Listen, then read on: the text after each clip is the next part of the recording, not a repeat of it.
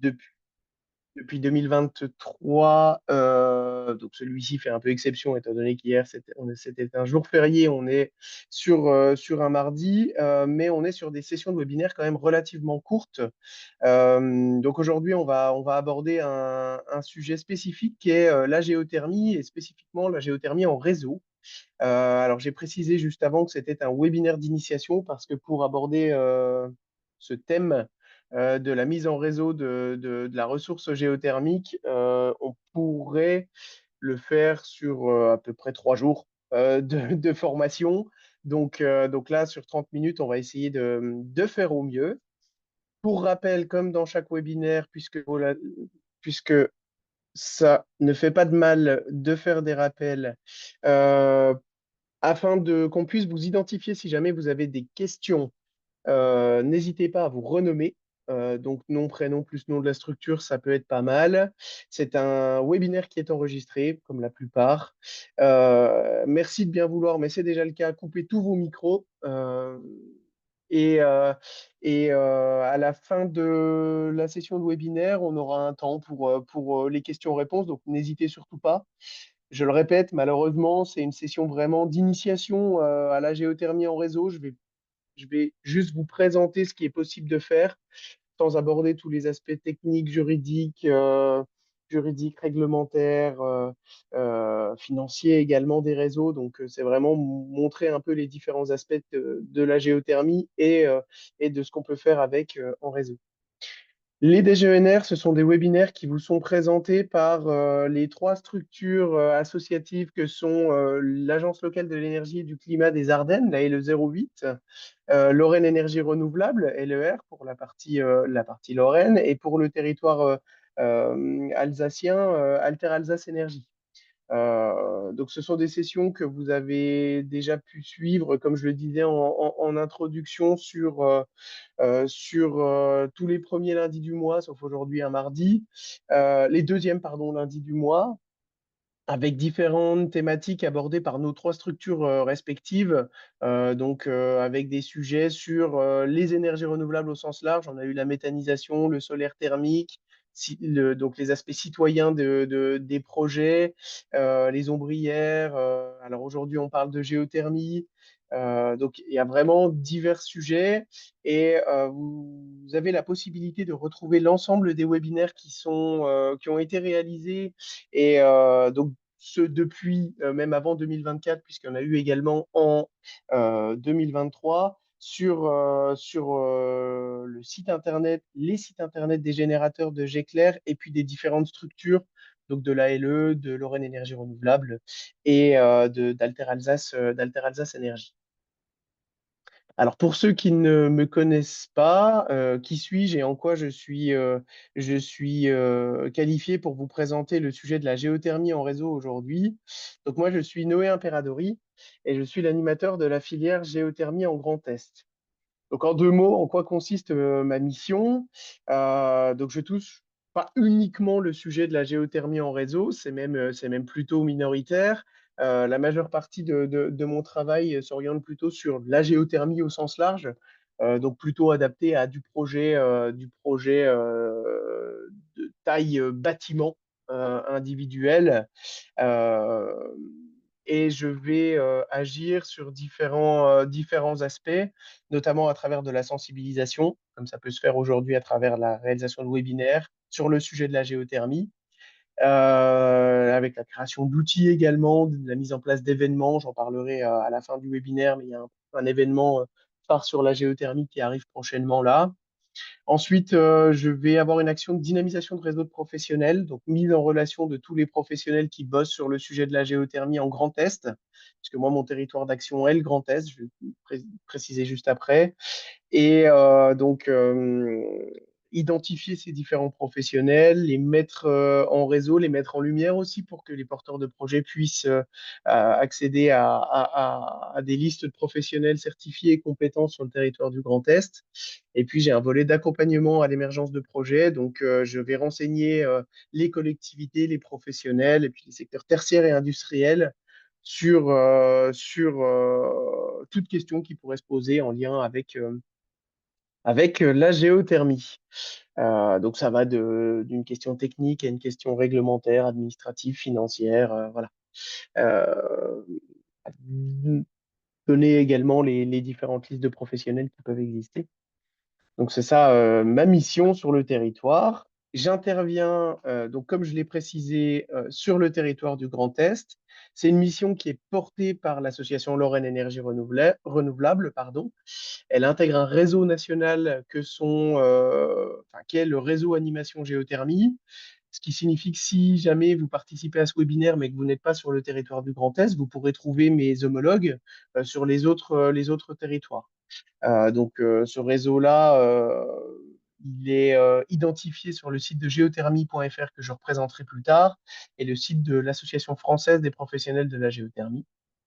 C'est une mission pour le territoire du Grand Est qui est cofinancée à grande majorité par Climaction, donc l'ADEME et la région Grand Est, et avec également une intervention de financeurs privés du monde de la géothermie, que sont Lithium de France et Électricité de Strasbourg. Je vous ai laissé mes coordonnées ici si vous avez besoin de me contacter. Il ne faut pas hésiter. Je suis disponible sur le territoire pour répondre à vos sollicitations de manière gratuite, indépendante et neutre. Voilà. Alors, avant d'aborder le sujet spécifique des réseaux de chaleur, on va reprendre un petit peu la base sur qu'est-ce que la géothermie. Alors, pour information, on avait réalisé l'année dernière, en décembre dernier, je crois que c'était le 11 décembre dernier, un webinaire sur qu'est-ce que la géothermie, justement, sous format DGENR, donc qui faisait à peu près 40 minutes, pour reprendre un peu la base. Donc, je vais passer rapidement ici, je ne vais pas rentrer dans le détail, mais je vais redonner les grandes orientations par rapport à cette thématique-là. Donc la géothermie, c'est quoi? La géothermie, c'est tout ce qui va concerner l'exploitation de la chaleur terrestre par l'homme. Donc géo, la terre, et thermos, la chaleur, en grec. Donc géothermie, c'est vraiment chaleur de la terre, et plus spécifiquement, voilà, l'exploitation de cette chaleur qu'on va faire euh, pour différents usages d'ailleurs. La géothermie, c'est pas uniquement ce que je vais vous présenter aujourd'hui, c'est aussi toutes les choses qu'on utilise depuis des milliers d'années à travers des termes, notamment. Les termes, c'est la valorisation de la chaleur qui est en résurgence directe, qui remonte directement du sous-sol à la surface. Et bien ça, c'est de la géothermie. C'est un aspect spécifique de la géothermie. Ce que je vais vous présenter aujourd'hui, donc les différents aspects qui amènent à aller valoriser par nous-mêmes la chaleur du sous-sol, donc à aller réaliser des forages pour aller utiliser cette chaleur, c'est quelque chose qui est beaucoup plus récent et qu'on va utiliser depuis les années 70-80, alors à différentes échelles, qui est très bien représenté maintenant sur l'ensemble du territoire.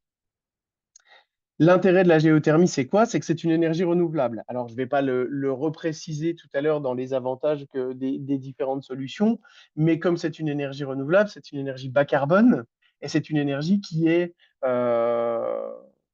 non délocalisable puisqu'elle se trouve sous nos pieds et qu'on va valoriser l'énergie directe du sous-sol. C'est une solution qui nous permet de produire du chaud, mais qui nous permet aussi de produire du froid ou du rafraîchissement, petit aspect que je détaillerai plus tard. Et dans certains cas vraiment très spécifiques, de l'électricité. Quand on parle de géothermie, on va parler de différents principes de géothermie. Et encore plus quand on va amener le sujet de la géothermie en réseau, donc les réseaux de chaleur géothermique, on va vraiment différencier deux grands principes de géothermie que sont la géothermie profonde et ensuite la géothermie de surface dont je vais vous parler juste après.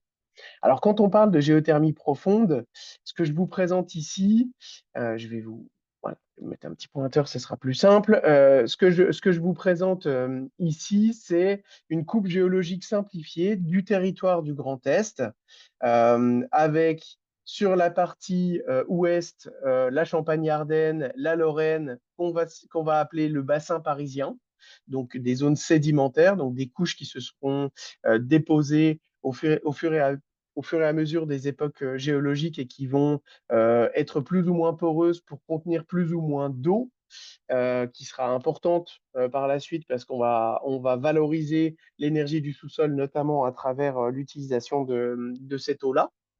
On a ici le massif vosgien, donc qui lui est plutôt représenté via du socle, donc un socle granitique, donc qui ne possède que très peu de ressources en eau, mais qui va, lorsqu'on va retrouver de l'eau dans ce socle-là, on va la retrouver sous forme de fracture. Et ça, c'est ce qu'on va avoir sur le territoire alsacien avec le fossé rhénan, qui, comme le bassin parisien, est composé de couches sédimentaires, mais via les contraintes géologiques apportées par le massif vosgien d'un côté et la forêt noire de l'autre, a été très contraint géologiquement parlant et présente un certain nombre de fractures dans le socle, donc dans son sous-sol assez profond. Ces fractures sont extrêmement intéressantes puisqu'elles vont permettre de faire remonter des fluides, et notamment de l'eau. Alors, c'est plutôt de la saumure, c'est pas exactement que de l'eau. On va avoir des compositions chimiques assez spécifiques, mais avec en majorité de l'eau, à des profondeurs beaucoup plus faibles que ce qu'elles ne devraient être en théorie. Et du coup, si plus on va profond dans le sous-sol, c'est ce qu'on appelle le gradient géothermal, plus on va profond dans le sous-sol et plus on va avoir une chaleur importante. Donc via ces failles-là, ces fractures qu'on va retrouver et qu'on va valoriser à travers de la géothermie profonde haute énergie, euh, on va avoir de la ressource géothermale à haute température, à des profondeurs relativement restreintes. Quand je parle de relativement restreintes, c'est dans le monde de la géologie et de la géothermie, puisqu'on est quand même à des profondeurs supérieures à 2500 mètres de profondeur, mais à des températures qui peuvent aller à plus de 150 degrés. Je vous présenterai, alors très succinctement, je vous parlerai plutôt d'un projet tout à l'heure qui est à plutôt 170 degrés à peu près. Sur le territoire du Grand Est, la technologie de géothermie profonde haute énergie, elle va être disponible uniquement en Alsace, puisque l'Alsace présente ces contraintes géologiques qu'on ne va pas avoir sur le reste du territoire. La production de chaleur, on va l'utiliser via une production de chaleur plutôt à destination industrielle. On peut également l'utiliser en réseau, je le présenterai juste après. Ou alors, on va faire de la cogénération avec une production d'électricité. Ça, c'est la première technologie en géothermie profonde. La deuxième technologie qui va être plus accessible et plus disponible sur le territoire, c'est de la géothermie qu'on appelle basse énergie. Je ne l'ai pas précisé. Réglementairement parlant, tout ce qui se trouve à plus de 200 mètres de profondeur s'appelle géothermie profonde. Tout ce qui se trouve entre 0 et 200 mètres de profondeur, c'est de la géothermie dite de surface. Voilà, ça c'est la base, c'est réglementaire. La géothermie basse énergie, contrairement à la géothermie haute énergie où on va aller valoriser des fluides qui se trouvent dans des failles, qui permettent de remonter des températures beaucoup plus importantes à des profondeurs relativement faibles, là, la géothermie basse énergie, on va aller valoriser de l'eau contenue dans des couches sédimentaires poreuses. Donc, le sous-sol, en grande majorité, mis à part sur des massifs ou sur du socle, on va avoir une alternance de couches et sur cette alternance de couches, on va avoir des zones qui sont plus ou moins poreuses. La géothermie basse énergie, elle va valoriser ces aspects-là, où on va aller puiser généralement entre 800 et 2500 mètres de profondeur. Mais comme je l'ai dit juste avant, si on est à 200 mètres de profondeur, 201 mètres, on est dans le cadre de la géothermie profonde. La géothermie profonde, comprise entre 800 et 2500 mètres de profondeur, elle va nous permettre d'aller valoriser de la ressource entre 30 et 90 degrés, à peu près. Et là, c'est une technologie qu'on va aller utiliser vraiment sur du réseau de chaleur ou en usage direct sur de l'industrie, des serres agricoles, toutes des choses qui ont des besoins de température qui tournent autour de, de, de ces régimes-là. Voilà. La dernière typologie de géothermie, ça va être la géothermie de surface. La géothermie de surface, c'est tout ce qui est compris entre 0 et 200 mètres de profondeur et qu'on va valoriser de deux manières principales. Alors, c'est un peu plus large que ça, mais je ne rentre pas dans le détail. C'est soit à travers une nappe d'eau souterraine. Donc, on va avoir deux forages qui vont nous permettre d'aller prélever de l'eau dans un milieu qui va être compris à une température entre 10 et 15 degrés sur le territoire. On va valoriser cette ressource-là via une pompe à chaleur pour produire du chaud, dans certains cas, une pompe à chaleur pour produire du froid également, et qu'on va réinjecter plus loin, donc le fluide géothermal, qui est de l'eau, hein, clairement, qu'on va aller valoriser, on va toujours le réinjecter en totalité, sauf cas exceptionnel, mais dans la majorité des cas, on fait une réinjection totale de l'eau prélevée pour avoir aucun impact sur notre environnement. La deuxième technologie, puisqu'on n'a pas de la ressource en eau partout, on n'a pas des nappes d'eau souterraines superficielles, donc entre 0 et 200 mètres de profondeur partout en France. La deuxième technologie, c'est d'aller valoriser directement les calories contenues dans les roches à ces profondeurs-là. Et là, on va utiliser des sondes géothermiques verticales. Donc, c'est un système fermé. Donc, ces technologies-là, je les détaille dans le webinaire qu'on a réalisé l'année dernière. Donc, si vous ne maîtrisez pas, je vous invite à aller regarder le replay. Euh, cette technologie-là, elle va avoir un usage plutôt bâtimentaire, on va dire. Alors, je vais vous présenter que ce n'est pas toujours le cas ici, puisqu'on peut également l'utiliser en réseau, mais dans la majorité des cas, on va l'utiliser à l'usage vraiment sur un bâtiment, et ça va nous servir à alimenter soit du chaud via une pompe à chaleur, soit du froid actif via également une pompe à chaleur. Donc, ça remplace une climatisation classique qui va fonctionner sur des aérothermes. Là, on a des performances plus intéressantes puisqu'on a des températures constantes dans le sous-sol avec du froid donc actif ou alors du rafraîchissement. Le rafraîchissement, c'est quoi? C'est ce qu'on appelle également du géocooling. C'est la température de 10 ou 15 degrés. On va la valoriser en direct dans notre bâtiment via des émetteurs qui sont adaptés. On ne peut pas le faire avec tout type d'émetteurs. Les radiateurs, par exemple, ça ne marche pas. Mais avec des émetteurs adaptés, type plancher chauffant, ventilo-convecteur, et on va valoriser ces températures de 10 ou 15 degrés en direct, qui va nous permettre de faire du rafraîchissement quasi gratuit euh, pour aller abaisser de quelques degrés et améliorer le confort dans le bâtiment lors des périodes estivales un peu chaudes. On connaît de plus en plus. Alors, la géothermie de surface, elle nous permet également, bien sûr, de produire de l'eau chaude sanitaire à l'échelle du bâtiment. Donc voilà, comme je l'ai précisé, c'est pour tout type de bâtiment qui a des besoins de chaud ou de froid. Voilà pour mon introduction sur les différents principes de géothermie. Vous allez voir, les différents principes de géothermie s'adaptent aux différents types de réseaux de chaleur qu'on va pouvoir valoriser en géothermie. Puisqu'en fait, ce que je vous ai présenté là, c'est exactement la même chose.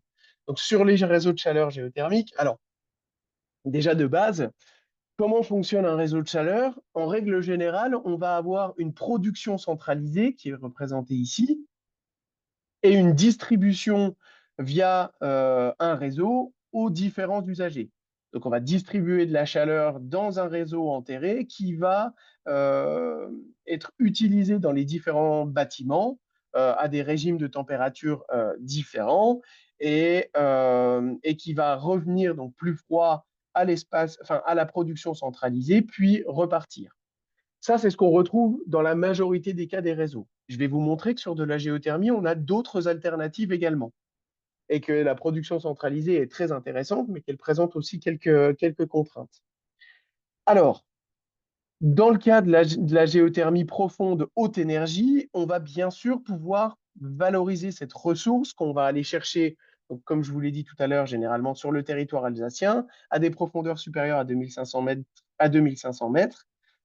Les réseaux qui vont être utilisés, soit ils vont être utilisés en termes de réseaux de chaleur urbains, donc pour aller alimenter des bâtiments, alors que ce soit des bâtiments industriels, des bâtiments tertiaires ou des bâtiments collectifs, ou alors on va valoriser cette ressource-là en direct sur de l'industrie avec une possibilité de cogénération, avec production également de chaleur. On a des températures qui, à ces profondeurs, sont supérieures à 150 degrés. Actuellement, excusez-moi, actuellement en France, on a une opération de ce type qui se trouve à Rittershofen, qui va puiser de la ressource en sous-sol et qui va être utilisée par un industriel à 15 km de distance. Pardon.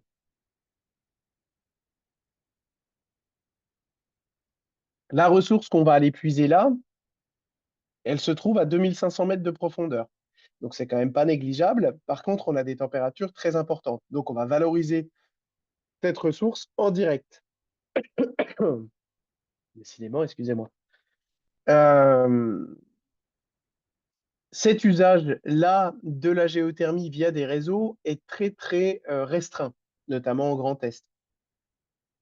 Maintenant, on a une possibilité d'aller valoriser des réseaux de chaleur sur de la basse énergie. Donc, c'est ce que je vous ai présenté tout à l'heure. Donc là, on va aller non pas dans des failles qui font remonter un fluide à température plus importante, mais on va aller dans des nappes d'eau souterraines approfondies, qui sont situées dans des profondeurs relativement importantes, puisqu'on est entre 800 et 2000-2500 mètres de profondeur. On a, comme sur de la géothermie de surface, une obligation de réinjection de la totalité de l'eau qu'on prélève. Pourquoi? Pour ne pas déséquilibrer en fait la nappe d'eau et être sûr qu'on soit sur du renouvelable. Donc on va via deux puits. Le premier aller capter ressource qui va se trouver entre, allez, on va dire 30 et 90 degrés, ce que je vous présentais tout à l'heure. Cette ressource-là, soit elle va être utilisée en direct via un réseau qui va aller alimenter différents bâtiments, soit elle va être à température un peu insuffisante. Si par exemple on tourne autour de 40-50 degrés, sur des réseaux de chaleur, c'est un peu limite. Donc on peut rehausser ce niveau de température via une pompe à chaleur euh, là, qui va être de type industriel pour aller amener la température qu'on prélève à la température du réseau. Et ensuite, on réinjecte la totalité de la ressource. Je vous ai mis juste à droite une carte de ce qu'on connaît, des aquifères connus en France. Donc on se rend compte que sur le Grand Est, on a quand même une grosse zone en Champagne-Ardenne et en Lorraine qui présente des aquifères sédimentaires assez intéressants, décidément, et également sur le fossé rhénan. Tout le massif vosgien, malheureusement, on est sur du socle et on n'aura pas une ressource très pertinente pour aller valoriser sur du réseau de chaleur. Donc, comme je vous précisais là, les profondeurs entre 800 et 200, 2000 et 2500 mètres de profondeur, on est par contre sur des réseaux type basse température, puisqu'on sera sur des températures de réseau qui ne dépasseront pas les 90 degrés. Autant dire que sur du réseau type vapeur ou eau surchauffée et haute pression, ça va pas, la géothermie ne va pas s'adapter. Euh, donc ça, c'est très important. Pourquoi? Parce qu'on est contraint par la température demandée par les usagers. En gros, dans un réseau de chaleur à production centralisée, vous êtes toujours contraint par le, le plus négatif, on va dire. Donc les besoins demandés dans un bâtiment, dans le bâtiment du réseau qui sera le plus élevé. Si tous les bâtiments, je m'explique, si tous les bâtiments ont une demande de 40 degrés, mais que vous en avez un qui demande 75 degrés, quand vous êtes en production centralisée sur un réseau de chaleur, vous êtes obligé de monter la totalité du réseau à plus de 75 degrés, ce qui est assez contraignant en termes de performance du réseau. Ce type de réseau-là, les réseaux de chaleur en géothermie profonde, basse énergie, on n'en a pas encore en Grand Est. Ça arrive. Il y a pas mal de de villes qui s'intéressent à la thématique. Par contre, on en a une soixantaine à peu près en France, avec une grande majorité en région parisienne, qui s'explique par la disponibilité et la connaissance qu'on a des ressources du sous-sol sur la région parisienne, mais aussi par la population. On a une densité de population extrêmement importante sur l'Île-de-France, qui fait que on a beaucoup de consommateurs, avec une ressource bien connue due à l'historique pétrolier de l'Île-de-France, qui fait qu'on a une adéquation très, très bonne pour partir sur de la géothermie basse énergie. En Ile-de-France, ils vont chercher la nappe du Dogger qui se trouve entre 1005 et 1700 mètres de profondeur et qui a des températures entre 60 et 80, 85 degrés. Donc vraiment très intéressant. Et on en a aussi sur le bassin aquitain, puisqu'ils ont de la ressource. En Grand Est, pourquoi on n'en a pas à l'heure actuelle? Simplement parce qu'on a un aléa en termes de ressources. On l'a vu sur la carte présentée juste avant. On sait qu'on a de la ressource, par contre, il faut la quantifier. Et comment on la quantifie à ces profondeurs-là? Eh ben, ça nécessite beaucoup de recherche. Et ça coûte de l'argent, tout simplement.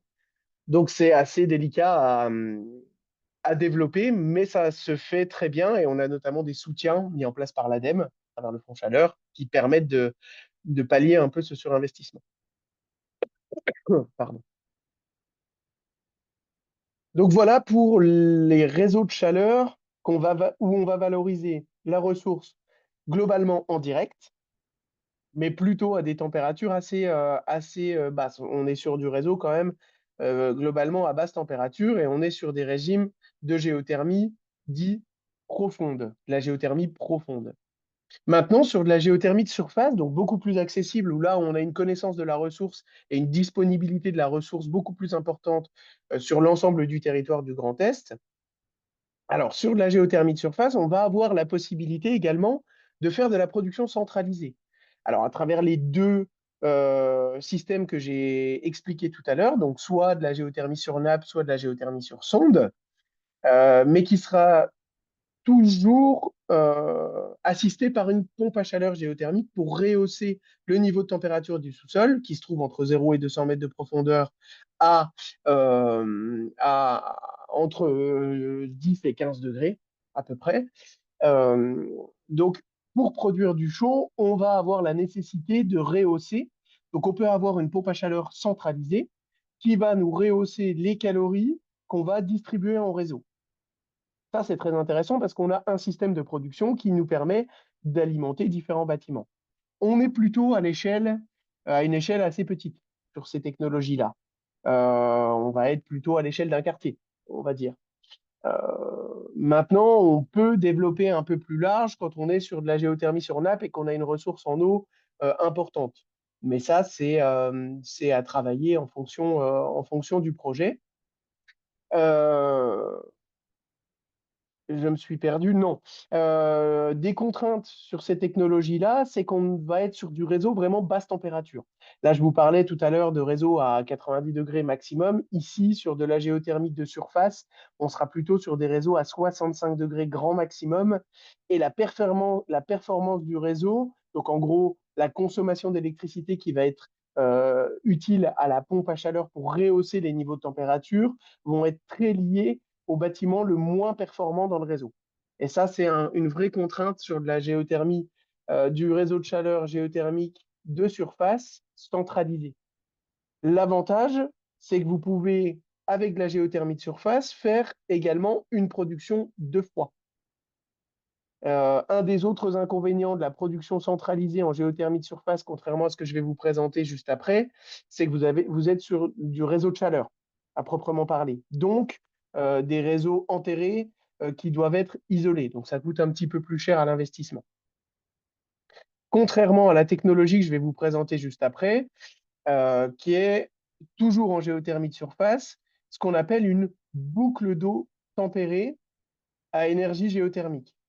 La boucle d'eau tempérée à énergie géothermique, elle va valoriser exactement la même ressource. Alors, on peut faire aussi sur d'autres technologies qui vous sont présentées sur le schéma là, mais globalement, on est sur de la géothermie sur sonde ou de la géothermie sur nappe.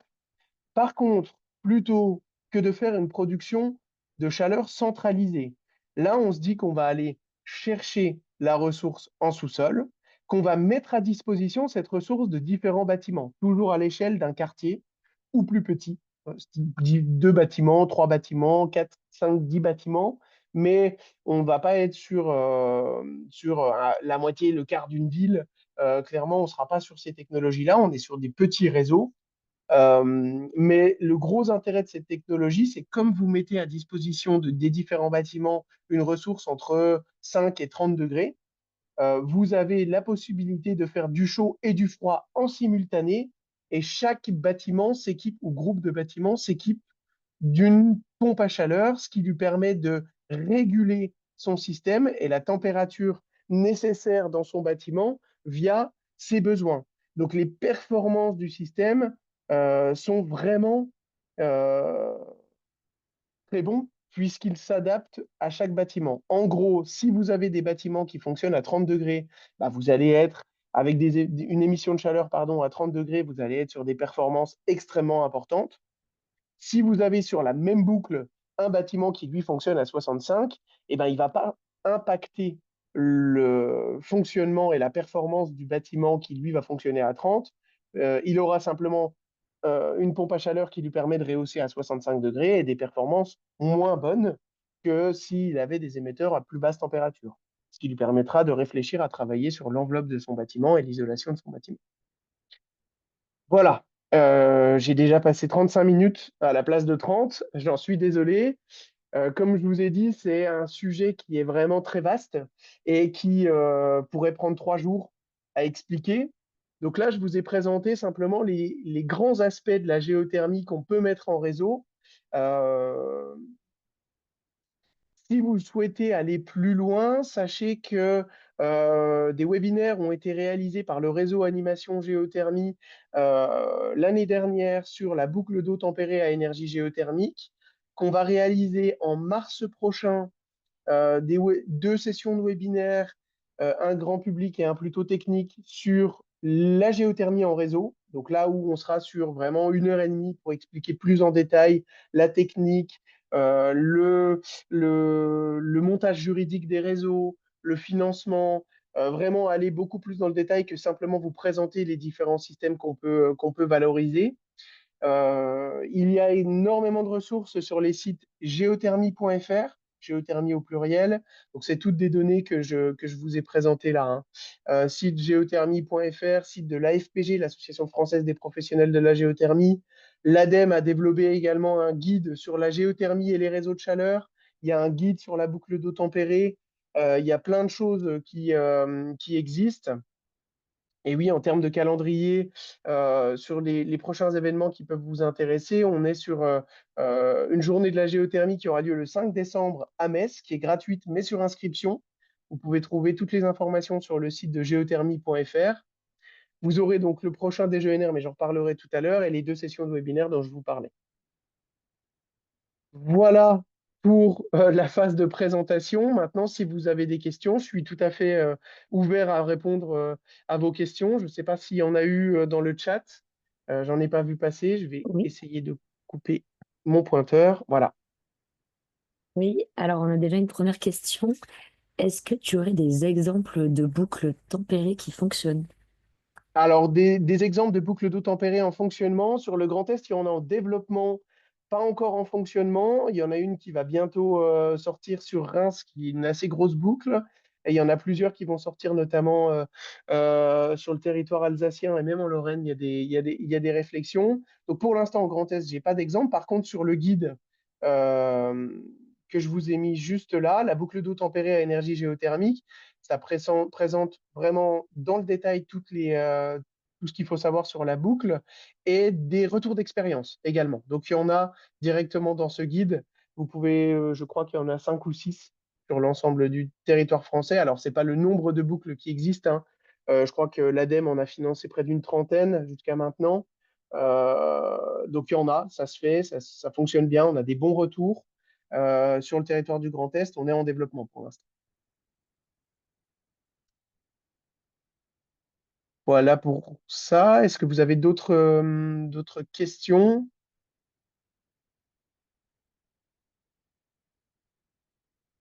Eh ben, si pour l'instant il y a pas de questions, de toute façon, vous avez mon contact, donc vous pourrez retrouver le replay du webinaire et peut-être même la présentation sur les différents sites internet, notamment le site Géclair, probablement le site des générateurs et puis les sites des 3 structures.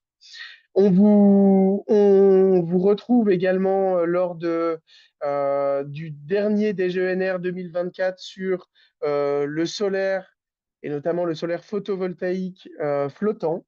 Et puis, déjà, on vous remercie pour votre participation aujourd'hui et on vous souhaite une- un bon appétit et puis un bon après-midi, pardon, à venir. Merci beaucoup à vous.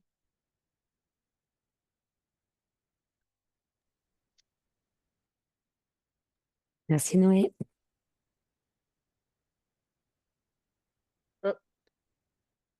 On peut peut-être couper l'enregistrement.